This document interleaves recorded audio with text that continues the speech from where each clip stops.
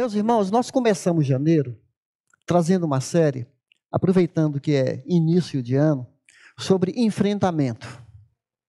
Já nos preparar no começo do ano para ter uma atitude não de covardia, de medo, de insegurança.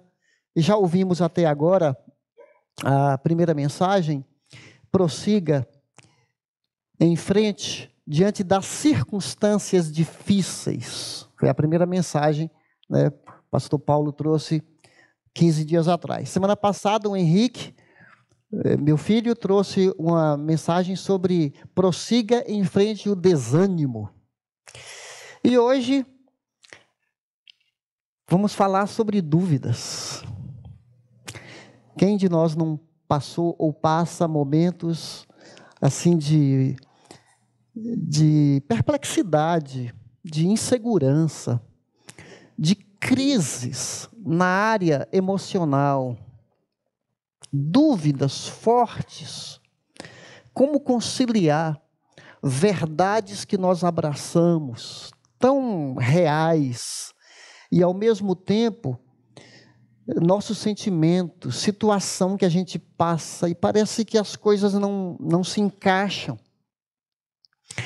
E olha, a nossa cultura, infelizmente, continua mais e mais impaciente com pessoas que passam por crises emocionais. Parece que a gente quer que as pessoas estejam bem, para não nos fazer perder a paciência. Não temos tempo. Ou algumas pessoas nos desgastam, inclusive financeiramente. E aí a gente vai achando, vai querendo só pessoas que estão bem na fita, que não nos dão trabalho, que está bem resolvida,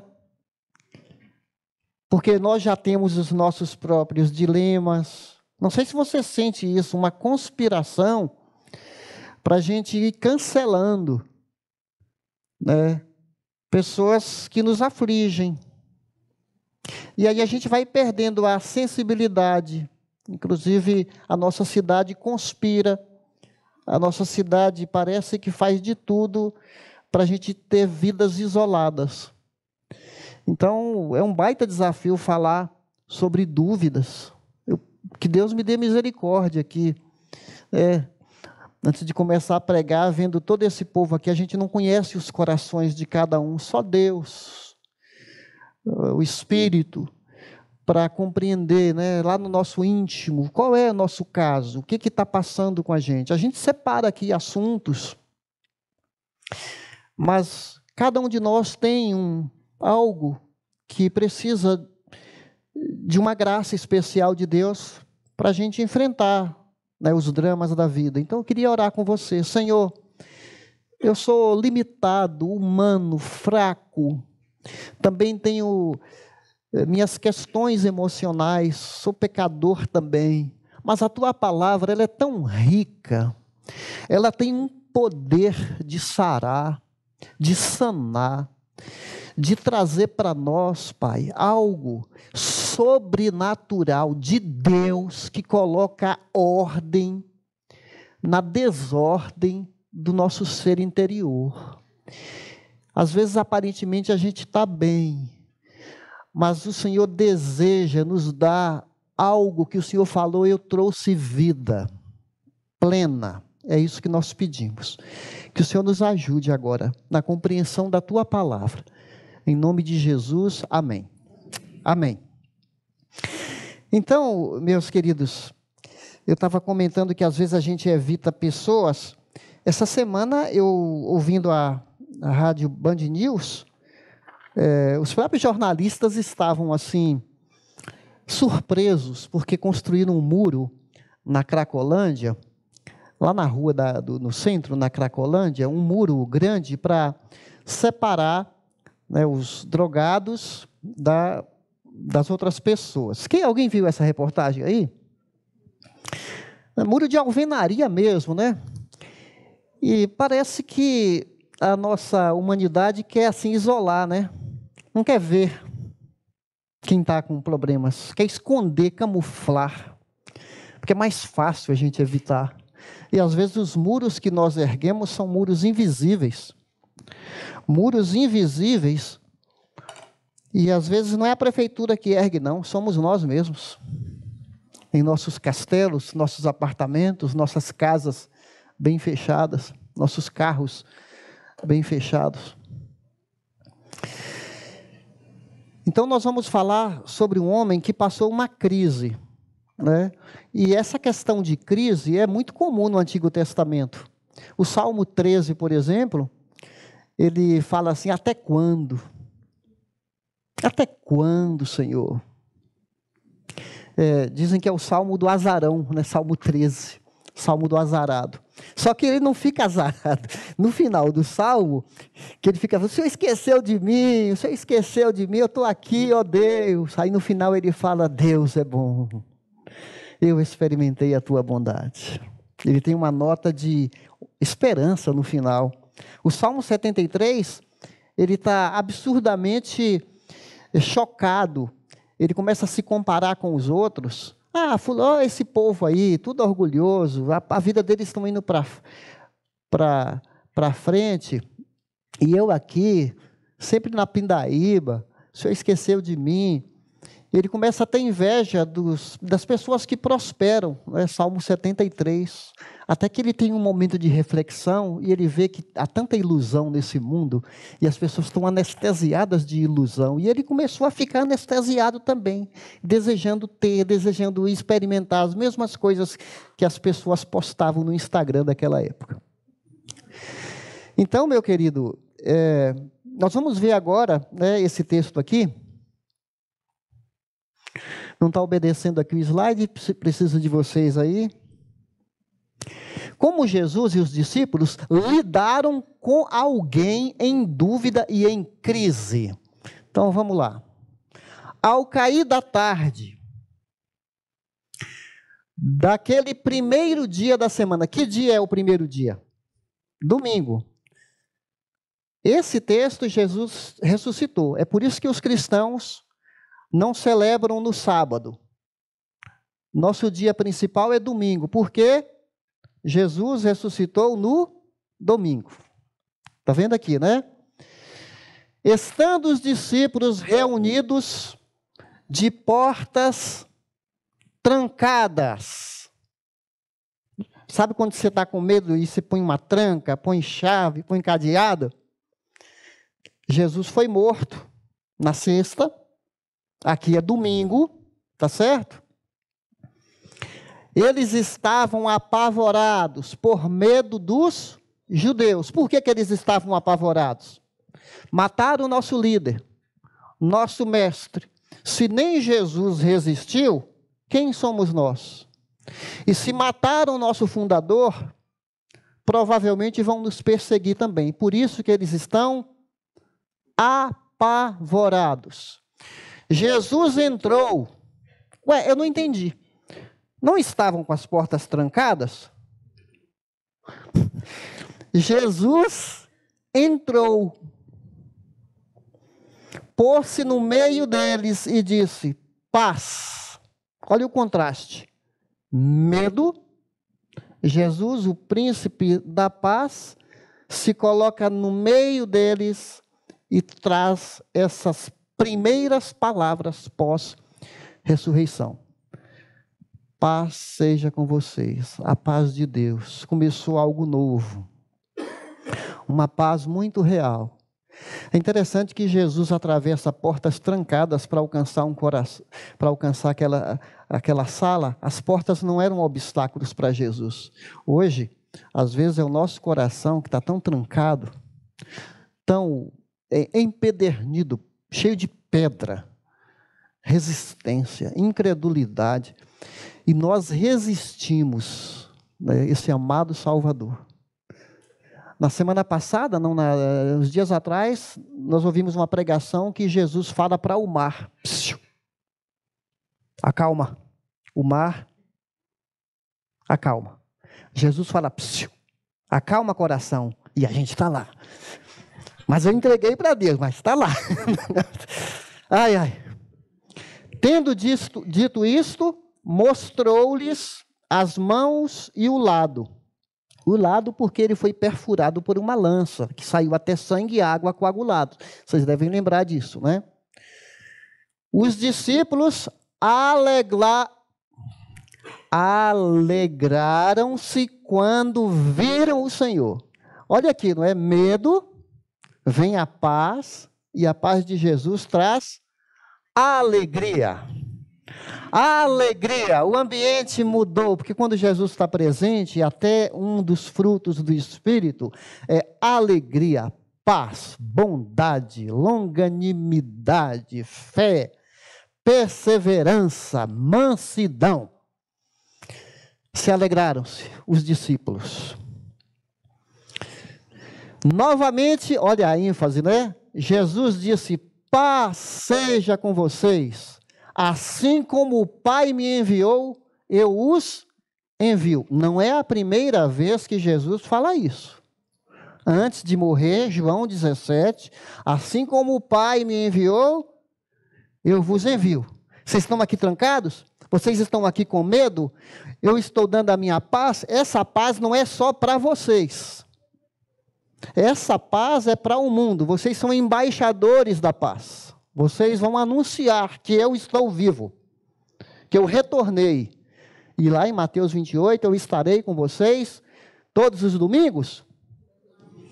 Todos os dias até a consumação dos séculos. Eu enviei. Nós somos uma igreja enviada, uma igreja em missão. Nós não somos uma igreja estagnada, que quer Jesus só para nós, que vive apenas de domingos. Nós somos um povo enviado por Jesus para salgar e para iluminar esse mundo carente de Deus. Se perdoarem os pecados de alguém, estarão perdoados. Se não os perdoarem, não estarão perdoados. É um texto polêmico esse, porque nós não temos capacidade de perdoar os pecados das pessoas. Só Deus perdoa os pecados.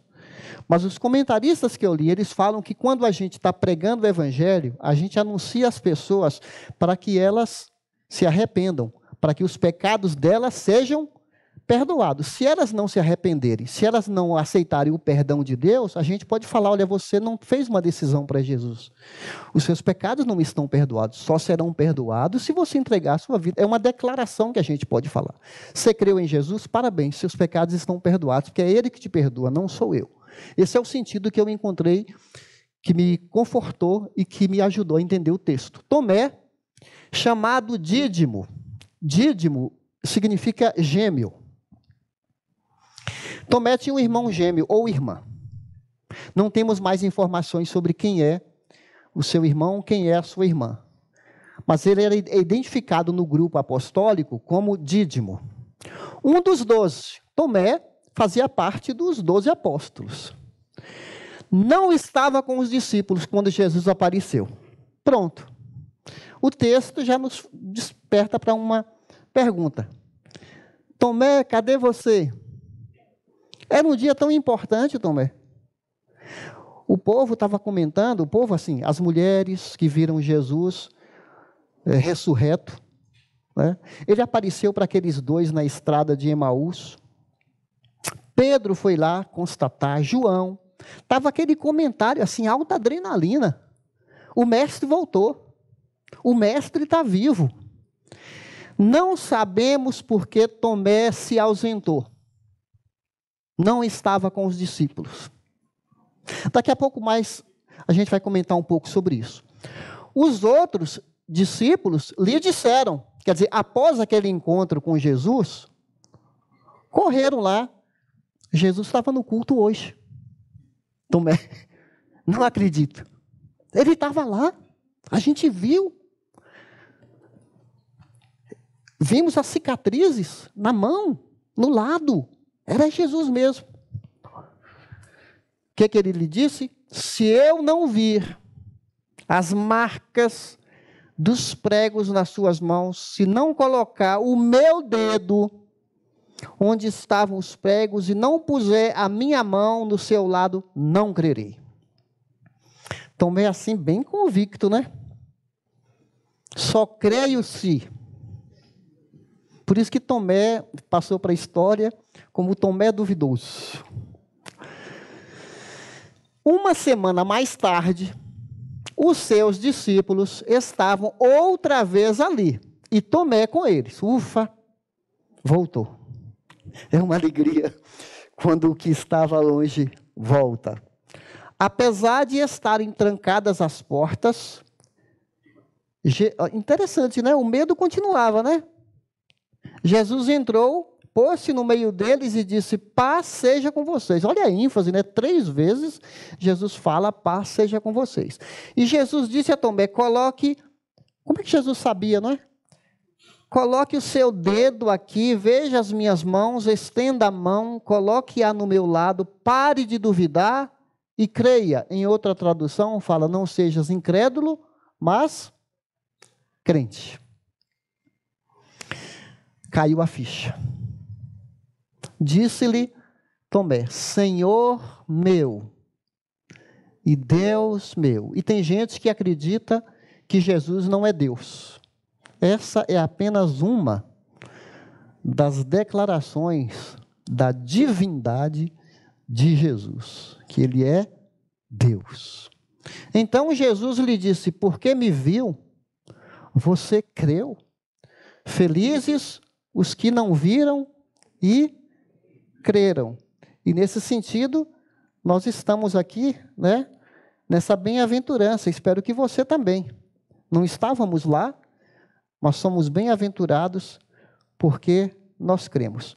Será que cada um de nós já não passou por um momento Tomé? Ou a síndrome de Tomé? A gente entra em crise. Começamos a refletir sobre o que aprendemos, o que vimos. E os discípulos, eles eram diferentes. Pedro era mais expansivo, falador. Tinha alguns que eram coléricos, muito assim, pavio curto, João e Tiago. Pavio curto. Uma hora quiseram que Jesus mandasse fogo e destruísse uma cidade. Tinha uns que eram mais relacionais, Felipe, estava bem ligado na comunidade, é tanto assim que quando o povo estava com fome, só Felipe sabia que um garotinho tinha um lanche. Como é que Felipe sabia que o garotinho tinha lanche? É porque ele estava ligado ali nas conversas com as pessoas, né? Tomé, aparentemente, é um cara muito melancólico, assim, pessimista, muito racional. Sabe aquela pessoa racional? Tudo na matemática. Então, Tomé apresenta essas características. Uma boa lição disso é que nós somos tão diferentes, uns mais tímidos, uns mais faladores, uns mais tranquilos, uns mais acelerados. Deus ama cada um. Uma cantiga das crianças, um hino das crianças antigo falava: Jesus ama cada um, cada um, cada um.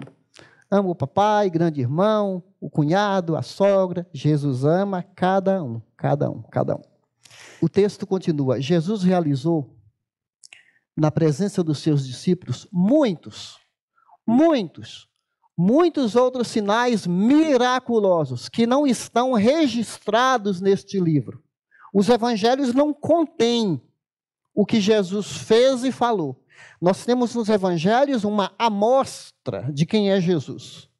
Ele é muito superior, né, às narrativas. As narrativas, olha aqui, foram escritas para quê? Estes foram escritos para que vocês creiam que Jesus é o Cristo, o prometido, né, o Messias, o Filho de Deus, e crendo, tenham vida em seu nome. Você crê?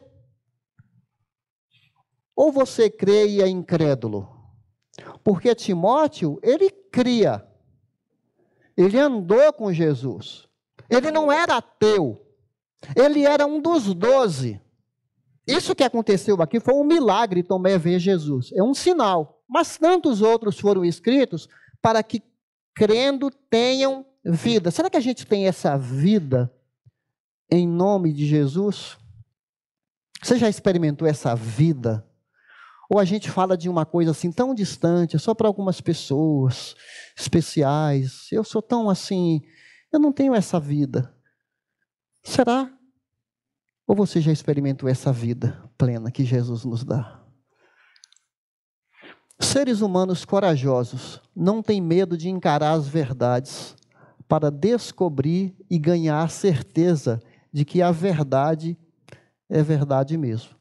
Não vamos ter aqui uma má impressão de Tomé, né? Ele queria ter uma experiência pessoal com Jesus. Os outros falaram que viram Jesus, mas ele estava um homem ali assaltado por uma crise, dilemas, perguntas, as coisas não encaixavam. Ele não tinha entendido que Jesus ia morrer e ressuscitar. O clima aqui é de que é um clima assim, o mestre morreu, o sonho acabou. Pedro estava frustrado porque negou Jesus. Judas se suicidou. Parece que o grupo está entrando em colapso, não é? Estava tudo tão bem, Jesus aqui com ela, agora morreu. Medo. A roda da história passou sobre Jesus. O nosso movimento acabou. Vivemos uma grande ilusão. Há esse clima. E Tomé estava tentando conciliar, né? O que está acontecendo? Um abatimento assim tão grande, sabe? Às vezes nós temos certos conflitos pessoais, conflitos de identidade. Papel de marido, papel de esposa, o papel do filho. Conflitos sobre a sexualidade. Alguns de nós temos questões pessoais sobre a sexualidade que às vezes a gente não sabe bem lidar com isso. E ficamos assim assustados, com perguntas. Nossos jovens entram nas faculdades, aí escutam conceitos filosóficos, científicos, que são opostos à fé, e às vezes nas suas igrejas não encontram respostas profundas, e sim respostas rasas. Muitos jovens não têm capacidade de discernir sobre uma teoria que ele aprende na faculdade e verdades que ele aprende na Bíblia. E às vezes os professores pegam tão pesados e são muitas vezes ignorantes. Eu me lembro de 2004, eu estava fazendo um curso de letras, e era uma professora de literatura, bam mesmo, muito respeitada na faculdade. E ela falou assim: vocês já perceberam como a religião atrasa as pessoas? Vocês já perceberam como as pessoas ficam burras? Essas religiões, elas impõem sobre as pessoas dogmas, ensinamentos, e as pessoas ficam burras, seguindo esses líderes, esses fanáticos. Se não tivesse religião, o mundo seria muito mais desenvolvido. Eles não deixam você questionar. Eu estava lá naquele dia e fiquei pensando: meu Deus, me ajude, Senhor, que situação, que situação. E eu carregava uma Bíblia na minha pasta. Aí eu falei assim: professora, eu não sei de qual religião você está falando, mas, lendo as páginas da Bíblia, que é um livro de literatura, né, que é o assunto em pauta, né, literatura, olha que impressionante. Aí abri rapidamente em Abacuque, capítulo 1. O livro de Abacuque nem introdução tem. Ele entra rasgando assim no texto. Até quando eu vou clamar violência e o Senhor não ouve? Até quando a violência vai imperar na terra? É como se ele estivesse falando para ele: o Senhor está surdo? Eu falei: olha aqui, eu vou pegar um texto só, de um homem que está abrindo o coração, desabafando. Ele é um profeta. Deus não mata, Deus não elimina. Ele está em crise, ele está perplexo. Ela falou assim: onde que está isso? Eu falei: aqui, livro de Abacuque, capítulo 1. Ela foi honesta, falou: eu não sabia que isso aí está escrito na Bíblia.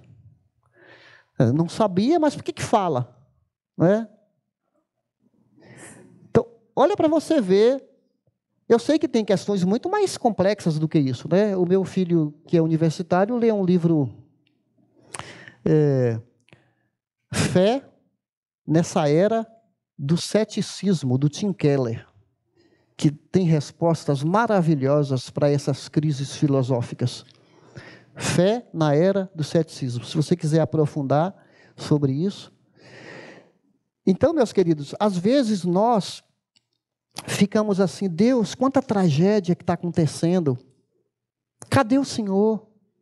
Se houve uma notícia como nessa semana, no dia do aniversário da garotinha de 12 anos, né, o helicóptero cai, morre o pai, morre a mãe, a garotinha passa a noite toda na chuva, né, no guarda-chuva com o piloto, os dois sobreviveram. A gente fala, puxa vida. Eu estou falando de coisa aqui, gente, às vezes, uma tragédia que a gente fica sabendo, a guerra, as vítimas, uma doença. Deus, por que eu? A gente entra assim num parafuso, o que está acontecendo comigo, Senhor? O que está acontecendo? Às vezes nós aprendemos verdades tão cristalinas aqui na igreja, aí a gente se depara com a hipocrisia de alguém. E às vezes na própria comunidade. Aí a gente fala, puxa vida, né? A gente não aprende isso. Mas olha o que eu estou vendo. Há muita gente imatura na igreja. Há muita gente que passa anos a fio numa comunidade, mas não entenderam ainda. Parece que vive uma vida dupla, né? Igreja é uma coisa, meus negócios são outros, meus relacionamentos são outros, Deus não tem nada a ver com as minhas decisões. É aquela pessoa centrada nela, ela não entendeu ainda. Então, nós vemos aqui características de um homem em crise, e a primeira característica, eu não coloquei no slide, mas ele olha para as circunstâncias de maneira negativa. E não estou falando desse episódio aqui, eu vou falar de um outro episódio que antecede esse, que nós encontramos Tomé no capítulo 11 de João. Eu vou ler esse texto, se você quiser ler também, João 11, de 6 a 16. João 11, de 6 a 16. Aqui a gente tem uma informação a mais sobre Tomé. Ouvindo, portanto, que Lázaro estava doente, Jesus ficou mais 2 dias onde estava. Depois Jesus disse para os discípulos, vamos voltar para a Judeia. Jesus está onde aqui? Na parte norte do país. Jesus está na Galileia. Aí ele fica sabendo que Lázaro estava doente. Os discípulos se opuseram, dizendo, Rabi, apenas alguns dias atrás, o povo da Judeia tentou apedrejá-lo. Ainda assim, o Senhor vai voltar para lá?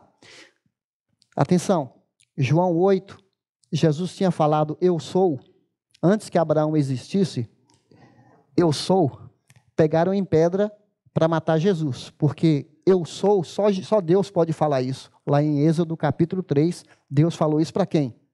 Moisés. Então, quando Jesus fala isso, eles pegaram em pedras, mas não conseguiram apedrejar Jesus. Mas foi esse clima que Jesus se retirou e volta lá para cima, para Galileia. Lá em cima, na Galileia, Jesus ouve, Marta, Maria, manda um recado, mestre, nosso irmão está doente.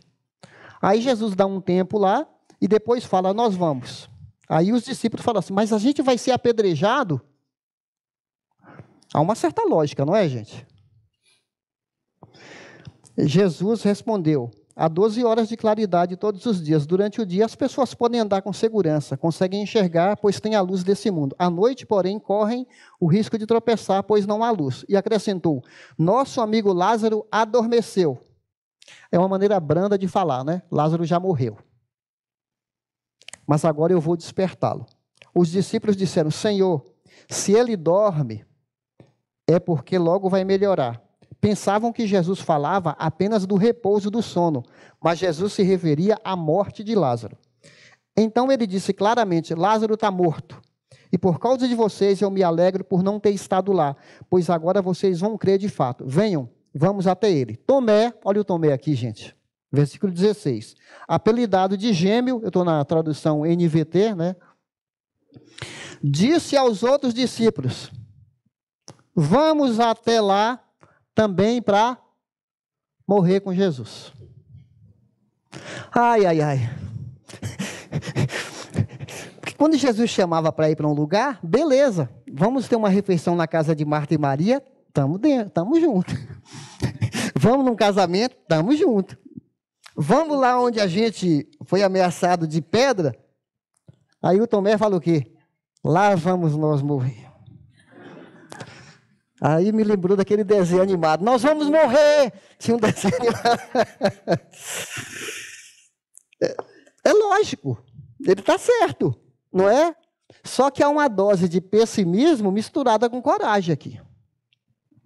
Ele estava disposto a morrer com Jesus do que viver sem Jesus, não é? Então a gente tem que perceber aqui uma certa coragem do Tomé.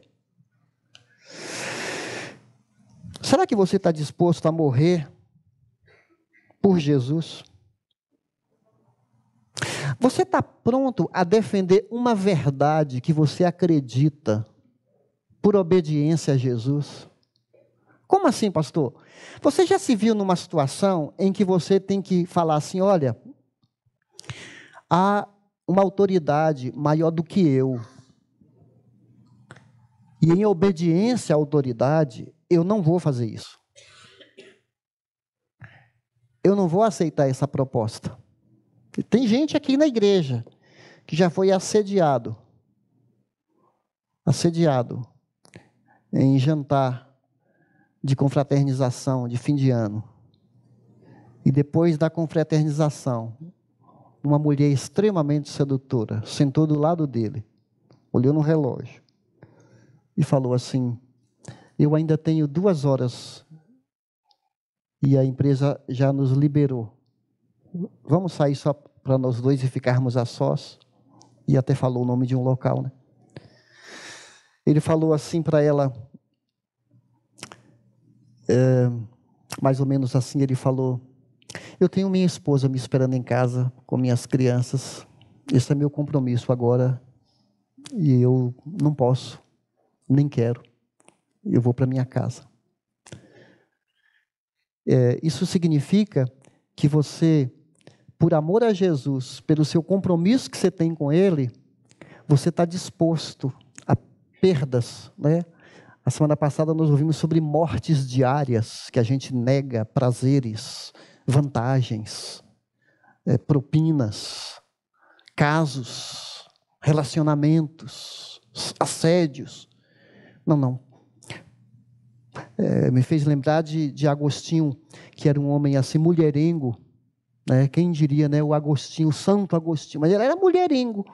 E uma vez ele estava correndo na rua, e uma das moças que ele tinha tido casos, gritou para ele assim, oi Agostinho, onde você está indo com tanta pressa assim? Aí ele, querendo disfarçar e nem dar trela, né, nem conversar mais, aí eu tenho um compromisso agora, não posso parar. Agostinho, o que aconteceu com você? Eu sempre te convidava, você... O que aconteceu?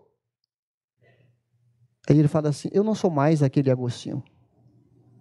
Eu sou outra pessoa agora. Jesus Cristo mora aqui dentro. Sabe uma convicção assim, que você está disposto a ir até o fim com Jesus e não até o fim no pecado? Então, meus queridos, continuando. Tomé é aquele cara que quando Jesus falou assim, eu vou preparar lugar para vocês, Tomé pergunta assim, mas como assim? O senhor vai para onde? Que não entendia, né? Eu vou deixar vocês, eu vou morrer. Mas como assim? Vai preparar lugar? Qual é o caminho? Aí Jesus em João 14, por causa da pergunta de Tomé, nós temos essa brilhante declaração, eu sou o caminho, a verdade e a vida, ninguém vai ao Pai, a não ser por mim. Tomé também é uma pessoa que tem coragem para dizer o que ele pensa. Ele falou assim bem claro, eu não consigo crer, eu preciso ver. E ele se afastou, ele não estava presente naquela reunião dos que Jesus apareceu a primeira vez. Eu queria tirar umas lições para nós aqui, dessa ausência de Tomé, num dia tão importante, afinal foi o primeiro dia da ressurreição, não era um dia qualquer, né? Você consegue perceber quando você perde, quando você se ausenta da comunidade, quando você se isola e você não vem? Será que nós conseguimos perceber como é importante um culto, um momento dos discípulos, um momento de povo de Deus. Muitas vezes que eu saio de férias, se for para o interior, eu procuro saber se tem alguma igreja. Eu quero conhecer o povo de Deus naquela localidade. Eu quero saber como é que está lá, se tem igreja, qual é a igreja. E desde que meus filhos eram pequenos, a gente fazia isso. E eu ficava triste quando não tinha uma igreja que eu podia ir. Sabe, aquela vontade de estar com o povo de Deus, e a gente tem algo tão comum que você vai numa igreja do povo de Deus, você se identifica com aqueles irmãos, porque é a mesma fé, o mesmo Deus, o mesmo Espírito. Tem uma senhora aqui, ela ficou doente recentemente, ficou internada vários dias. E ela lá do hospital mandou um recado pelo WhatsApp para mim. Pastor, eu não posso ir para a igreja, como eu sinto a falta, eu quero ver meus irmãos. Nem falou da família dela, do marido, dos filhos, né? Não é, dona Norma? Ela nem falou da família, ela está aqui hoje. Pastor, eu gosto, para mim a semana é incompleta sem estar no culto, eu amo cantar, ver o povo de Deus. Sabe, há uma diferença entre você estar aqui, ao vivo, de você estar no culto virtual. O culto virtual, ele é bom. Às vezes a gente está doente, está com mal-estar, às vezes estamos em viagem, a trabalho, você consegue ali no trânsito, estar participando do culto. Mas sabe, uma coisa é você ver uma reportagem, por exemplo, está passando uma reportagem sobre a praia. Aí você vê as pessoas tomando banho ou na piscina, e você está vendo ali pela TV, não é? É a mesma coisa. Você está provando a água, você está sentindo o sol, passando bronzeador, não é? Está ali sentindo aquele momento assim com as pessoas. Não é igual. Igreja é contato, é o cenário, é o momento, sem um intermediário entre nós e a realidade. Há um espaço para o virtual, mas a gente tem que tomar esse cuidado para a gente não se acostumar e se isolar da comunidade. Você falta por qualquer motivo? Sabe, às vezes a gente está ensinando para nossos filhos que igreja não é prioridade. Eu vou quando dá. Hoje eu não estou bom, sabe? Estou cansado. Será que a gente tem essa mesma atitude para ir trabalhar? A gente vai trabalhar, não vai? Nós passamos certas verdades para nossos filhos e às vezes sem falar. Eu e a Sandra tomamos muito cuidado quando a gente conversava sobre a igreja com nossos filhos. Quando estávamos nas refeições juntos, conversando, a gente sempre passou assim, que igreja é tão maravilhosa. Não os criamos ingênuos, não. Tem conflitos, tem dificuldades, tem maus momentos. Mas a gente ama a igreja, Jesus que criou a igreja, Jesus que fundou a igreja, a gente precisa da igreja. É a nossa família ampliada, temos irmãos lá. Às vezes a gente tem mais comunhão com irmãos na fé do que irmãos de sangue. Às vezes eu sinto com um irmão sanguíneo meu, sai quase nada de conversa. Sento, tomo um café, almoço com os irmãos da igreja, a conversa vai a 1000. É incrível isso, não é? Então, meus queridos, você dá valor a esse momento? Hebreus 10, 25, não deixemos de nos congregar, como é costume de alguns. Atenção, é costume de alguns não congregar. Tanto mais quanto vedes que o dia, nesse caso o dia da volta de Jesus, está bem próximo. Por isso estejamos estimulando uns aos outros na prática das boas obras. Nós precisamos estar no culto. Foi uma semana a mais de angústia para Tomé, de tristeza, de perplexidade, enquanto que para os outros irmãos foi uma semana a mais de paz, de certeza, de alegria. O culto nos prepara para a vida. Às vezes você vai ter um negócio, vai ter um contrato para assinar, vai ter uma venda para fazer, vai ter uma conversa difícil, e Deus usa esse momento para tratar com a gente, para nos preparar para os embates da vida. Seja aqui, seja num PG, a gente tem que priorizar esses momentos tão especiais. Tem um pensamento aqui desse livro de Naaman Mendes, chama Igreja Lugar de Vida. Ele diz assim, muitos acompanham a igreja quando tudo está bem, quando todos estão felizes, quando a música, o programa, o pastor são considerados bons, quando há festas, cultos bonitos, casa cheia, precisamos aprender a romper com nossa solidão, encarar a igreja, quando nós ou a própria igreja está passando pelo vale da sombra da morte. Nós passamos por um momento difícil esse ano passado. A saída de um pastor mexe com a gente, dói, a gente sofre, a gente passa momento de angústia. Mas será que nós amamos a igreja só quando ela está boa? Será que nós fazemos parte? Será que, quando a gente fala, não estou falando só de frequentar uma igreja, nós somos corpo. Quando um membro sofre, todos sofrem. Corpo, nós estamos juntos, ligados. É uma família, é minha família. Espero que alguns de vocês tenham esse pensamento assim: meus netos estão aqui, meus filhos estão aqui, eu estou aqui. Essa comunidade é minha comunidade, não é a igreja. É minha igreja. É o povo que Deus me deu. É um presente que Deus me deu. Eu faço parte. Eu não sou um corpo estranho. Eu não sou um observador. Eu estou dentro. É um privilégio, irmãos, fazer parte de uma história linda que começou em Atos, capítulo 2. Sabe, eu ouvi um pastor muito conhecido no Rio de Janeiro, chamado Antônio Costa. E ele fez um vídeo dizendo assim: os danos psicológicos que a igreja me fez. Os danos psicológicos que a igreja me fez. E ele fez lá um comentário criticando várias igrejas. Ele é um homem de Deus, mas eu percebi um tom de uma grande frustração com muitas igrejas que o machucaram. Eu fui ler os comentários, porque o assunto, né, me fisgou. Eu fui ler os comentários. Os comentários foram esses, sem exceção.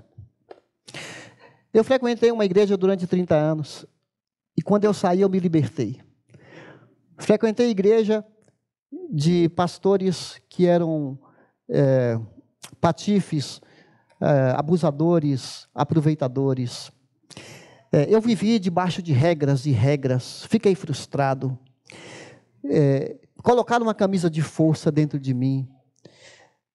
A melhor coisa que eu faço é viver sozinho e adorar a Deus do meu jeito, do jeito da minha família. Foi depreciando a igreja, não tinha um comentário a favor da igreja. E eu vi ali muitos usando da fala do pastor para justificar o seu desvio,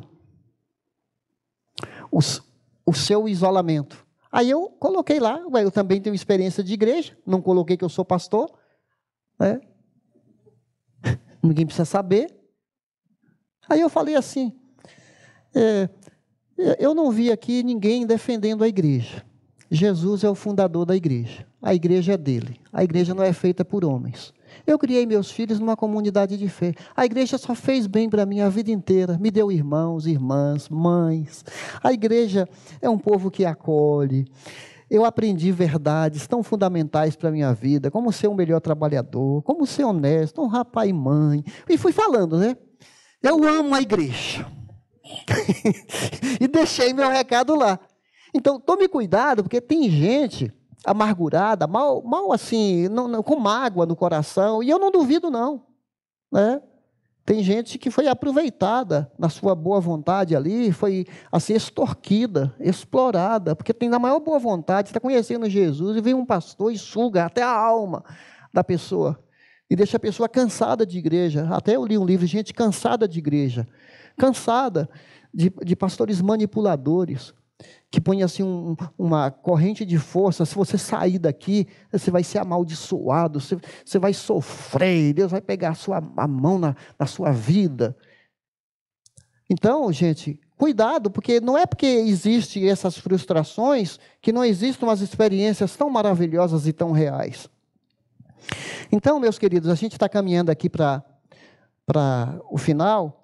Qual é a reação de Jesus? A reação da comunidade, né? A comunidade não ficou depreciando Tomé.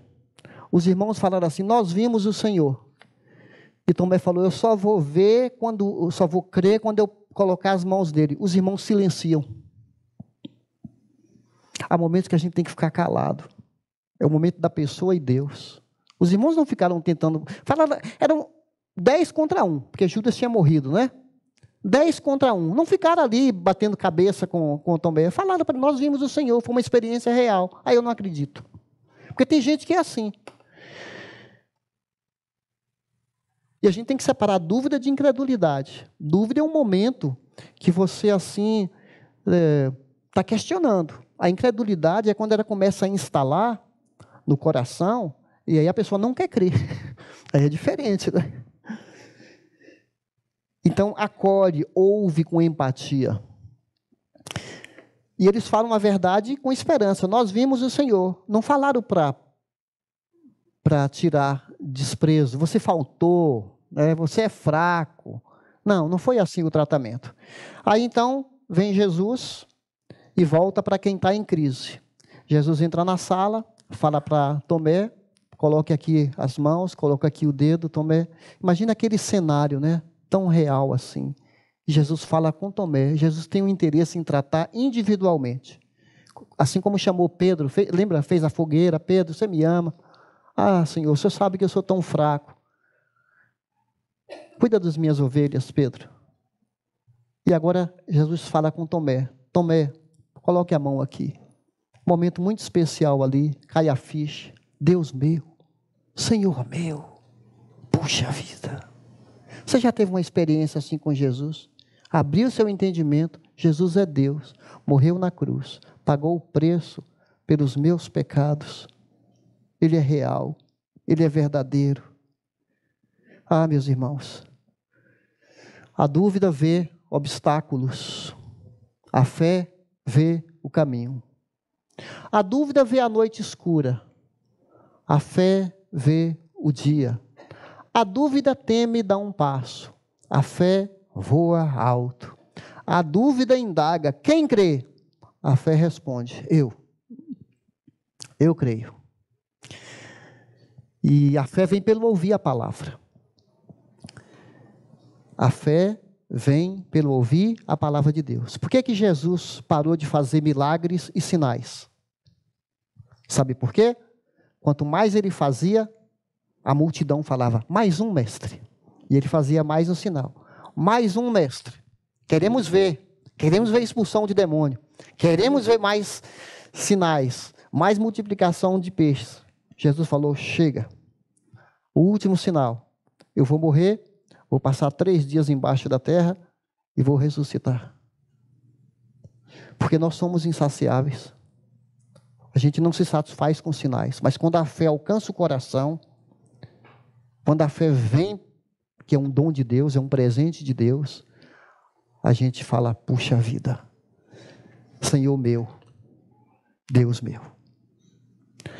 Por último, precisamos desenvolver uma fé que saia da camisa de força, da razão, dos dogmas, comprovações científicas. A igreja e o homem precisam redescobrir a dependência de Deus. Nem tudo se explica com a razão, a lógica. Nem tudo envolve comprovação estatística ou laboratorial. Pela graça sois salvos por meio da fé.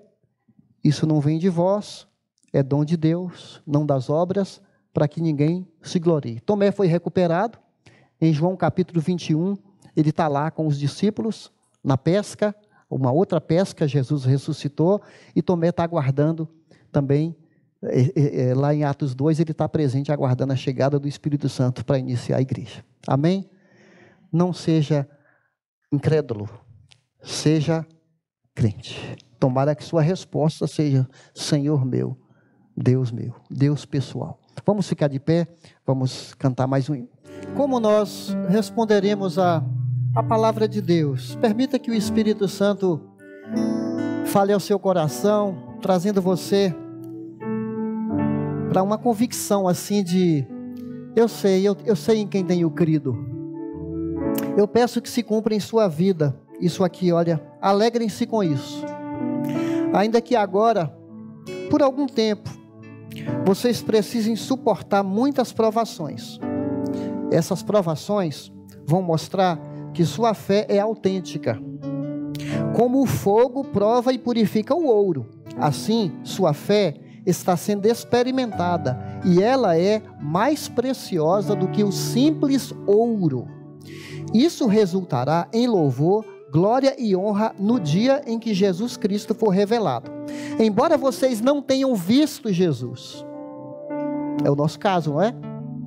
Vocês o amam, e ainda que não o vejam agora, creem nele e se alegram com uma alegria inexprimível e gloriosa, pois vocês estão alcançando a salvação das suas almas pela fé.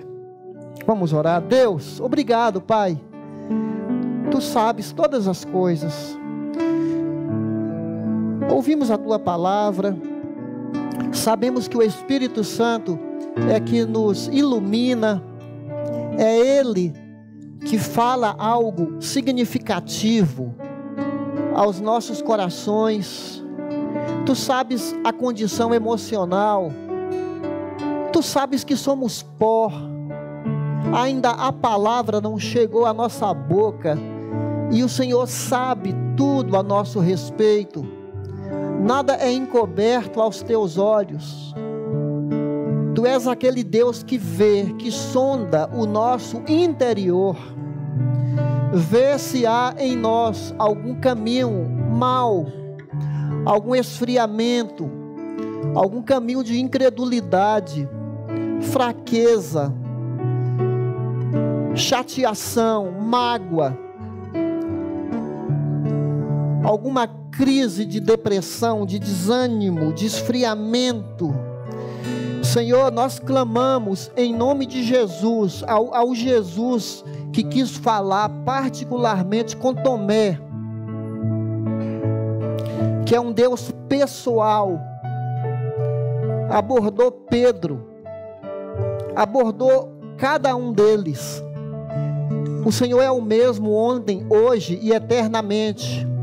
Trata, Senhor, com o coração de cada um aqui, trazendo luz, trazendo paz, trazendo aquela certeza de que o Senhor é tão real, mesmo que nós não o tivemos pelos olhos físicos, mas pela fé. Porque nós não andamos pela vista, nós andamos pela fé. Por isso não desanimamos, ainda que o nosso ser exterior vai envelhecendo, se desgastando com doença. O Senhor renova dentro de nós uma força inabalável. É isso que eu desejo para meus irmãos. Algo sobrenatural, uma força extra, uma graça extraordinária, para a gente superar o luto, superar o desânimo em nossa casa. Alguns de nós estão cansados com o marido, com a esposa, com o trabalho. Deus, renova teu povo.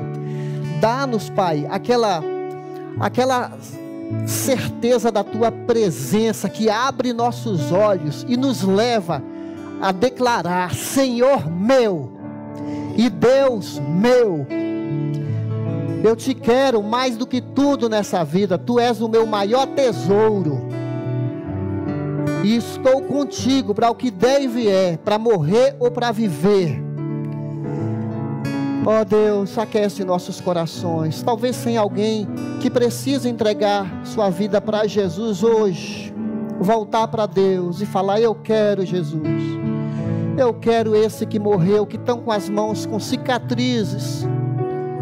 Cicatrizes por minha causa, marcado pelo amor, pela dor. Eu quero Jesus. Tem alguém? Só levanta a sua mão. Eu quero Jesus hoje. Eu quero entregar minha vida para Ele. Eu quero Jesus como meu Senhor, como meu Deus. Tem alguém? Deus, Tu sabes todas as coisas.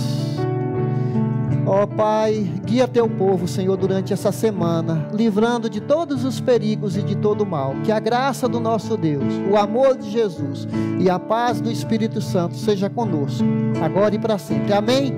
Glória a Deus.